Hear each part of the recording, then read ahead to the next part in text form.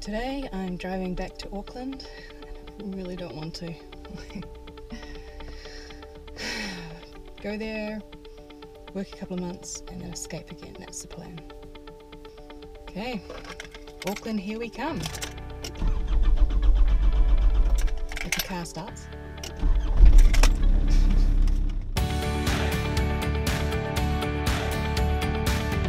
I'm now in the Auckland campground in Remuera, and I've gone for the non-powered site because it was $25 a night rather than $47, so I'd rather save a little bit of money there, but it's not, I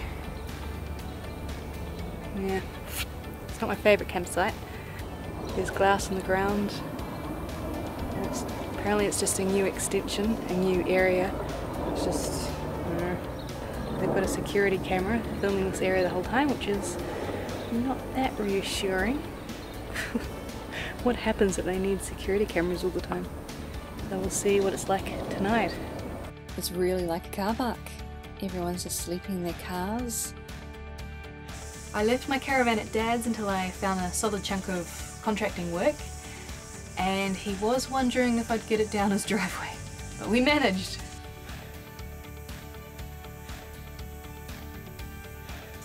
It took longer than I expected to find a decent chunk of work, so I left the caravan at Dad's the whole time and just stayed with some friends.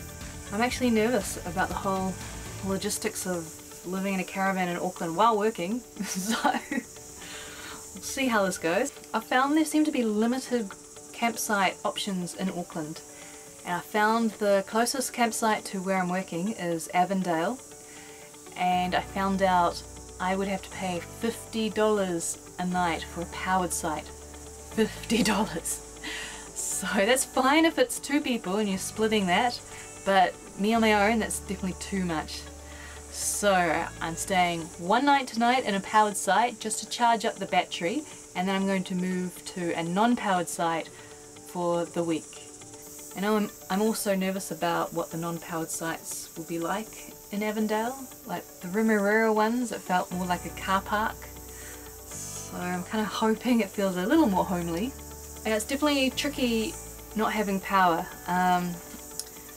This inverter will mean I can have my alarm clock going. Like if I don't have the inverter, then I might be late to work because my phone's my only alarm clock and it runs out of battery pretty quickly. So just little things you don't really think about a huge amount.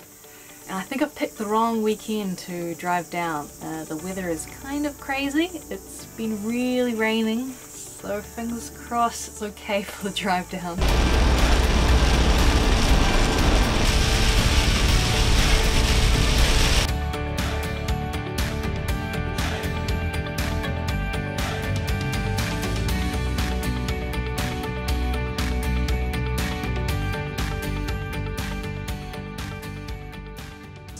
I stupidly didn't disconnect the battery when I left it for a month, so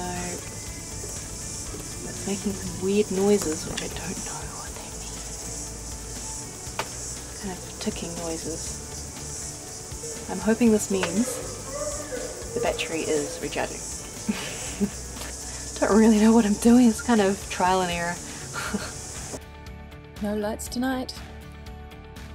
So I didn't sleep very well last night worrying about my battery, and when I woke up it was still clicking and running from 19 down. I tried googling it but nothing really came up.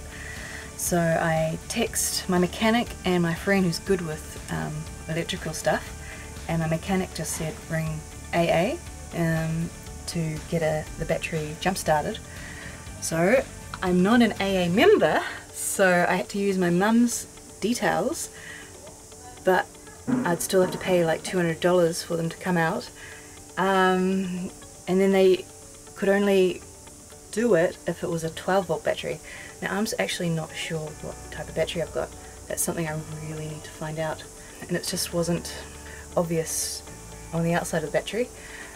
If it wasn't a 12-volt, then I would have to take it in somewhere special. And then after all those phone calls, the control panel changed and it's now just sitting on 8 volts. and just slowly getting a little higher. So I've paid for another night at the powered site, and hopefully it'll keep increasing. It's just kind of a trial and error, I suppose. Really kicking myself, like this is a good lesson. Disconnect the battery when I'm not in the caravan. It's slowly going up. I'm hopeful. Very hopeful.